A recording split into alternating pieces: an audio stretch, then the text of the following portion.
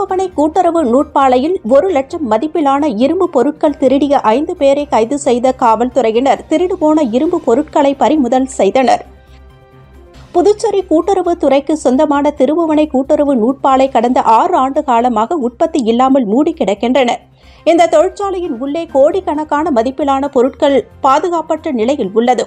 இந்த நூற்பாலையில் நேற்று முன்தினம் அதிகாலை 2 மணி அளவில் தொழிற்சாலையின் பின்பக்கமாக கதவுகள் உடைக்கப்பட்டு சத்தம் கேட்டு அங்கு பணியில் இருந்த 2 காவலாளிகள் ஓடிச் சென்று பார்த்தனர். அப்போது அங்கு இரும்பு தகடுகள் திருட்டு போயிருந்தது. அவற்றின் மதிப்பு ரூபாய் 1 லட்சம் ஆகும். இதைத் தொடர்ந்து நூற்பாலையின் உற்பத்தி பிரிவு அதிகாரி பன்னீர்செல்வம் கொடுத்த புகாரின் அடிப்படையில் திருபுவனை காவல்துறையினர் சப் இன்ஸ்பெக்டர் குமரவேலு, உதவி சப் இன்ஸ்பெக்டர் செல்வம் ஆகியோர் வழக்கு பதிவு செய்து விசாரணை நடத்தி வந்தனர். இந்நிலையில் நேற்று முன்தினம் இரவு திருவண்டார் கோவில் பேருந்து நிறுத்தம் அருகில் 2 பேர் மோட்டார் சைக்கிளில் வேகமாக சென்றுள்ளனர். அப்போது ரோந்து பணியில் இருந்த சப் இன்ஸ்பெக்டர் குமரவேலு மற்றும் குற்றவியல் காவல்துறையினர் அவர்களை மடக்கி பிடித்து விசாரணை நடத்தினார்கள். அப்போது அவர்கள் வைத்திருந்த இரும்பு பொருட்களை பல்வேறு இடங்களில் விசாரணை நடத்தி இரும்பு பொருட்களை கைப்பற்றி விசாரணை நடத்தியதில் திருபுவனை கூட்டுறவு நூற்பாலையில் மேலும் 3 பேருடன் சேர்ந்து இரும்பு பொருட்களை திருடியதாக ஒப்புக்கொண்டனர். பிரகாஷ், உத்ரா, தமிழ் மாறன், சூர்யா, மணிகண்டன் ஆகிய 5 குற்றவாளிகளையும் கையும் களவுமாக பிடித்து புதுச்சேரி குற்றவியல் நீதிமன்றத்தில் ஆஜர்படுத்தி காலப்பட்டு மத்திய சிறையில் அடைத்தனர். இதேபோல் கடந்த ஆண்டு இந்த நூற்பாலையில் 12க்கும் மேற்பட்ட மோட்டார்கள் காணாமல் போனது குறிப்பிடத்தக்கது.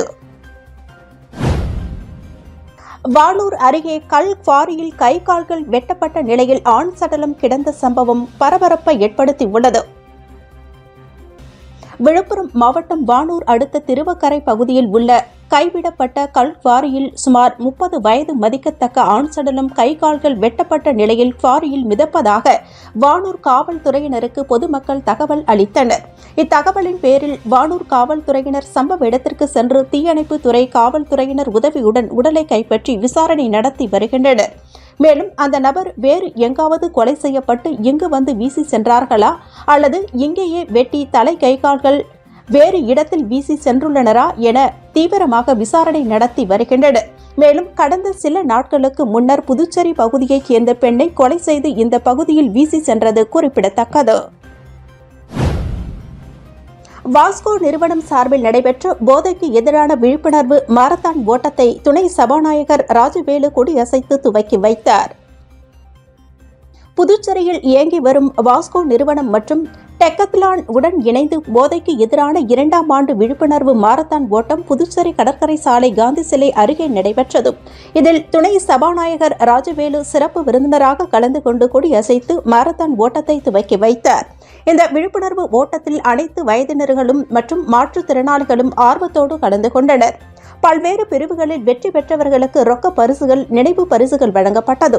மேலும் இந்நிகழ்ச்சியில் சிறப்பு அழைப்பாளராக பாடகர், தெருக்குறள் அறிவு, விஐபிக்கள், தொழிலதிபர்கள், முக்கிய பிரமுகர்கள் மற்றும் தன்னார்வலர்களும் கலந்து கொண்டு சிறப்பித்தனர். இந்நிகழ்ச்சிக்கான அனைத்து ஏற்பாடுகளையும் வாஸ்கோ மற்றும் டெக்கத்லான் நிறுவன ஊழியர்கள் சிறப்பாக செய்திருந்தது குறிப்பிடத்தக்கது.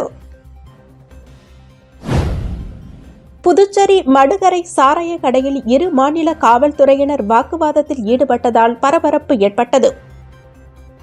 கடலூர் மாவட்டம் பட்டாம்பாக்கம் மடுகரை சாலையில் தென்பெண்ணையாறு சோதனை சாவடியில் இருந்த தமிழக காவல்துறையினர் அவ்வழியாக வந்த ஒருவரை மடக்கி சோதனை செய்தனர். அவரிடம் இருந்து 10 சாராய பாக்கெட்டுகளை காவல்துறையினர் பறிமுதல் செய்தனர். விசாரணையில் அவர் மடுகரையில் உள்ள சாராய கடையில் இருந்து வாங்கி வருவதாக தெரிவித்தார். இதனையடுத்து கடலூர் டிஎஸ்பி ரூபன்குமார் தலைமையில் 10க்கும் மேற்பட்ட காவல்துறையினர் மடுகரை சாராய கடைக்கு சென்று அங்கிருந்த 40 லிட்டர் சாராய பாக்கெட்டுகளை பறிமுதல் செய்தனர். இதுகுறித்து தகவல் அறிந்த Puducherry Nettapakkam sub inspector Veeraputhiran, Madukarai sub inspector Kuppusamy தலைமையிலான காவல்துறையினர் சம்பவ இடத்திற்கு சென்று சாராய கடையில் இருந்து எந்த பொருட்களையும் எடுத்துச் செல்லக்கூடாது என தமிழக காவல்துறையினரின் காரை மறித்து வாக்குவாதத்தில் ஈடுபட்டனர். இதற்கு டிஎஸ்பி ரூபன்குமார், தமிழக பகுதியில் பாக்கெட் சாராயம் தடை செய்யப்பட்டுள்ளது. தமிழக பகுதியில் பாக்கெட் சாராயம் பிடிபட்டால் அது எங்கிருந்து வருகிறது என்பதை கண்டுபிடிப்பது, தடை செய்வதற்கு எங்களுக்கு அதிகாரம் உள்ளது என்றார். பின்னர் பறிமுதல் செய்த சாராய பாக்கெட்டுகளுடன் தமிழக காவல்துறையினர் சென்றனர். இச்சம்பவத்தால் அங்கு பரபரப்பு ஏற்பட்டது. முதலியார்பேட்டை தொகுதியைச் சேர்ந்த அதிமுகவினருக்கு புதிய உறுப்பினர் அட்டையினை தொகுதி முன்னாள் சட்டமன்ற உறுப்பினர் பாஸ்கர் வழங்கினார்.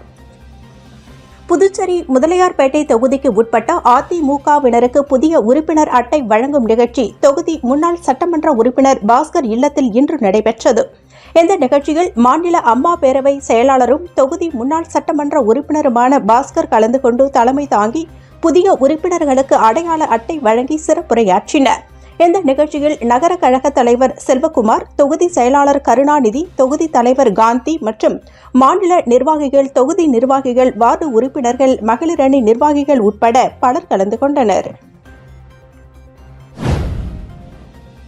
அதிமுக முன்னாள் சட்டமன்ற உறுப்பினர் பரசுராமனின் 3ஆம் ஆண்டு நினைவு தினத்தையொட்டி பரசுராமன் அறக்கட்டளை சார்பில் 100க்கும் மேற்பட்ட துப்புரவு பணியாளர்களுக்கு உணவு மற்றும் நலத்திட்ட உதவிகள் வழங்கப்பட்டன. புதுச்சேரி மாநில அதிமுக முன்னாள் மாநில அவைத்தலைவரும் உருளையன்பேட்டை தொகுதி முன்னாள் சட்டமன்ற உறுப்பினருமான பரசுராமனின் 3ஆம் ஆண்டு நினைவு தினம் இன்று அனுசரிக்கப்பட்டது. பரசுராமன் அறக்கட்டளைகள் சார்பில் துப்புரவு பணியாளர்களுக்கு நலத்திட்ட உதவிகள் வழங்கும் நிகழ்ச்சி பிருந்தாவனம் பகுதியில் நடைபெற்றது. பரசுராமன் அறக்கட்டளைகள் நிறுவனர், வானூர் அரசு கலைக்கல்லூரி பேராசிரியர் டாக்டர் காந்திமதி, சென்னை விமான நிலையத்தின் உதவி பொது மேலாளர் பரணிதரன் ஆகியோர் கலந்து கொண்டு 100க்கும் மேற்பட்ட துப்புரவு பணியாளர்களுக்கு உணவு மற்றும் நலத்திட்ட உதவிகளை வழங்கினர். முன்னதாக உயிர்த்துளி நிறுவனம் மூலம் ஜிப்மர் மருத்துவமனை அருகே 1500க்கும் மேற்பட்ட ஏழை எளிய மக்களுக்கு அன்னதானம் வழங்கப்பட்டது. இந்நிகழ்ச்சியில் அதிமுக காமராஜர் நகர் தொகுதி செயலாளர் ஆறுமுகம், முன்னாள் உருளையன்பேட்டை தொகுதி செயலாளர் மோக்ஷநாதன், வழக்கறிஞர் சரவணன், இளையராஜா, சக்திவேல், முருகையன், ராஜா என்கின்ற செடியன் உட்பட பலர் கலந்து கொண்டனர். ஜானகி ராமச்சந்திரனின் 100ஆண்டு நினைவு நாள் விழாவையொட்டி அவரது திருவுருவப் படத்திற்கு மாநில செயலாளர் அன்பழகன் தலைமையில் கழகத்தினர்கள் மலர்தூவி மரியாதை செலுத்தினர். தமிழகத்தின் முதல் பெண் முதலமைச்சர் அன்னை ஜானகி ராமச்சந்திரனின் 100ஆண்டு பிறந்தநாள் விழா புதுச்சேரி தலைமை கழகத்தில் கொண்டாடப்பட்டது. அங்கு அலங்கரித்து வைக்கப்பட்டிருந்த ஜானகி அம்மாவின் திருவுருவப் படத்திற்கு அதிமுக மாநில செயலாளர் அன்பழகன் மலர்தூவி மரியாதை செலுத்தினார். நிகழ்ச்சியில் மாநில கழக அவைத்தலைவர் அன்பானந்தம், கழக பொருளாளர் ரவி பாண்டுரங்கன், புதுச்சேரி நகர கழக செயலாளர் அன்பழகன் உடையார், அண்ணா தொழிற்சங்க பேரவை செயலாளர் பாப்புசாமி, மாநில எம்ஜிஆர் மன்ற செயலாளர் சிவாலய இளங்கோ மற்றும் கழகத்தினர்கள் கலந்து கொண்டு சிறப்பித்தனர். எழுத்தாளர் செந்தில் விஸ்வநாதன் எழுதிய யார் சொல்லக்கூடும் வாழ்வில் தேடல்களை என்ற நூலினை சபாநாயகர் செல்வம், அமைச்சர் நமச்சிவாயம் ஆகியோர் வெளியிட்டு சிறப்பித்தனர். எழுத்தாளர் செந்தில் விஸ்வநாதன் எழுதிய யார் சொல்லக்கூடும் வாழ்வின் தேடல்களை என்று நூல் வெளியீட்டு விழா புதுச்சேரி தமிழ்ச்சங்க வளாகத்தில் நடைபெற்றது. நூலாசிரியர் செந்தில் விஸ்வநாதன் தலைமையில் நடைபெற்ற விழாவில் சபாநாயகர் செல்வம், அமைச்சர் நமச்சிவாயம், ஆதி திராவிடர் நலத்துறை இயக்குநர் இளங்கோவன் ஆகியோர் கலந்து கொண்டு நூலினை வெளியிட்டு வாழ்த்துரை வழங்கினர். இந்த நிகழ்ச்சியில் காஞ்சி மாமுனிவர் கல்லூரி பேராசிரியர் முனைவர் கிருஷ்ணகுமார், தாகூர் கல்லூரி உளவியல் துறை தலைவர் முனைவர் ராமபிரபு, அறுபடை வீடு மருத்துவக் கல்லூரி துணை பதிவாளர் பெருமாள், மணக்குள விநாயகர் செவிலியர் கல்லூரி பேராசிரியர் ஆயி மற்றும் அரசு துறை உயர் அதிகாரிகள் மற்றும் பொதுமக்கள் திரளாக கலந்து கொண்டனர். மேரி உழவர்கரை பகுதியில் அப்பகுதி மக்கள் வேண்டுகோளை ஏற்று சமூக சேவகரும் வழக்கறிஞருமான சசிபாலன் தன் சொந்த செலவில் சிசிடிவி கேமரா பொருத்தி திறந்து வைத்தார். உழவர்கரை தொகுதி முழுவதும் பல்வேறு மக்கள் நலன் சார்ந்த சேவைகளை சமூக சேவகரும் வழக்கறிஞருமான சசிபாலன் செய்து வருகிறார். அந்த வகையில் உழவர்கரை பகுதியில் பல்வேறு குற்ற சம்பவங்களை தடுக்கும் வகையில் மேரி உழவர்கரை பகுதி மக்கள் வைத்த கோரிக்கையின் அடிப்படையில் மக்கள் நலன் கருதி தன் சொந்த செலவில் இன்று சிசிடிவி கேமரா பொருத்தி அதனை திறந்து வைத்தார். மேலும் அப்பகுதி மக்களிடையே குற்றங்களை எந்தெந்த வகையில் தடுக்க வேண்டும் என்று பல்வேறு விழிப்புணர்வையும் சசிபாலன் அப்பகுதி மக்களுக்கு ஏற்படுத்தினார். இந்நிகழ்ச்சியில் மேரி உழவர்கரை தொகுதி பொதுமக்கள் மற்றும் சசிபாலன் பாசறை நிர்வாகிகள் ஏராளமானோர் கலந்து கொண்டு சிறப்பித்தனர். புதுச்சேரி கனகன் ஏரி அருகே கஞ்சா விற்பனையில் ஈடுபட்ட 2 இளைஞர்களை கைது செய்த காவல்துறையினர் அவர்களிடம் இருந்து கஞ்சா பொட்டலங்களை பறிமுதல் செய்தனர்.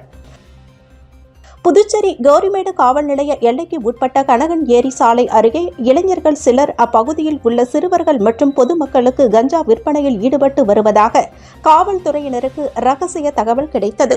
தகவல் அறிந்த சப் இன்ஸ்பெக்டர் ரமேஷ் தலைமையிலான காவல்துறையினர் சம்பவ இடத்திற்கு விரைந்து சென்றனர்.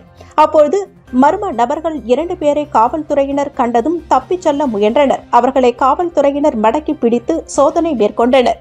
அப்பொழுது அவர்களிடம் 135 கிராம் கஞ்சா வைத்திருந்தது தெரிய வந்தது.